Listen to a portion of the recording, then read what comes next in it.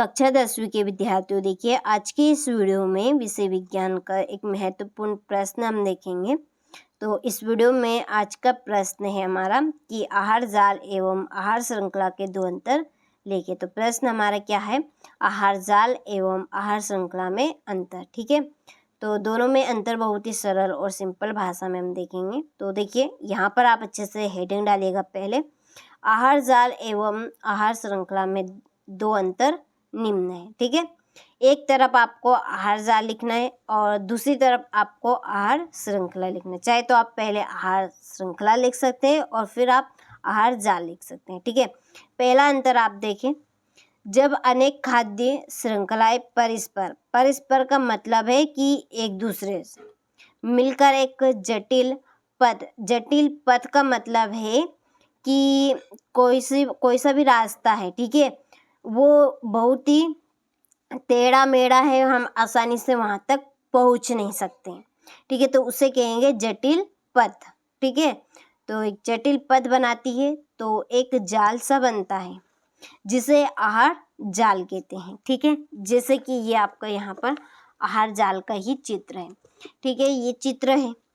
अब इस चित्र में आप देख सकते हैं कि कौन किसको खा रहा है, इसमें पता नहीं कर सकते हैं।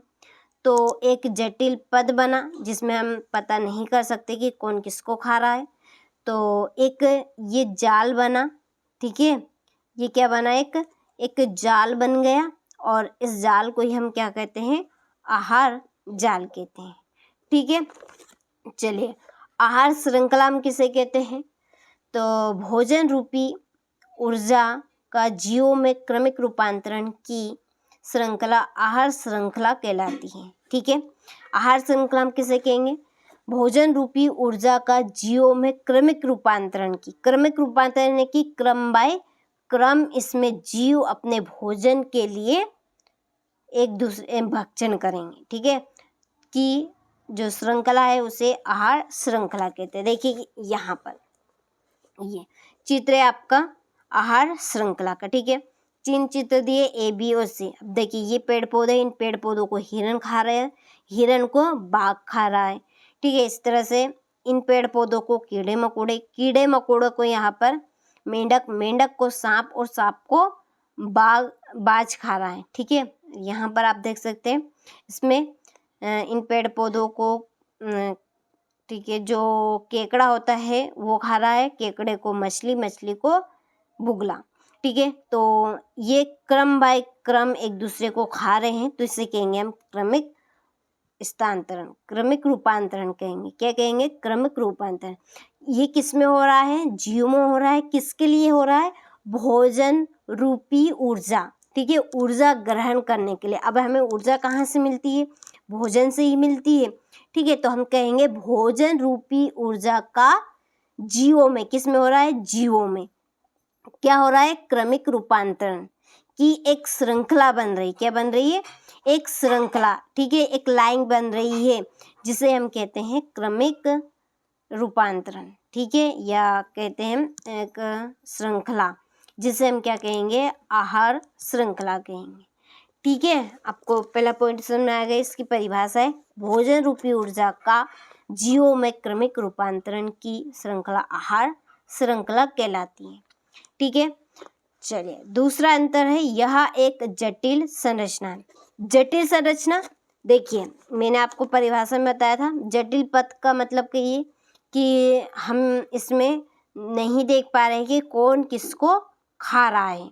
ठीक है, तो ये एक जटिल संरचना बन गई और इसमें आराम से हम देख रहे हैं कि कौन किसको खा रहा है, तो ये आपकी सरल संरचना बनेगी। ठीक है, जिसमें हम नहीं देख पा रहे हैं कौन किसको खा रहा है, तो वो है आपकी जटिल संरचना। और जिसमें हम देख सकते हैं कि कौन किसको खा रहा है, पहचान कर सकते हैं, तो वो है आपकी सरल संरचना। ठीक है, ये आपका दूसरा पॉइंट बनेगा। और तीसरा पॉइंट रहेगा, इसमें जो ऊर्जा है, ठीक है, वो अनेक दिशाओं में है।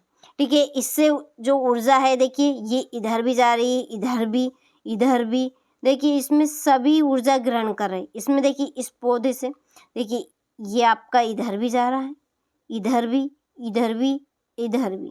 ठीक है, तो हम कहेंगे अनेक दिशा में, इसमें जो ऊर्जा का प्रवाह है वो अनेक दिशाओं में है।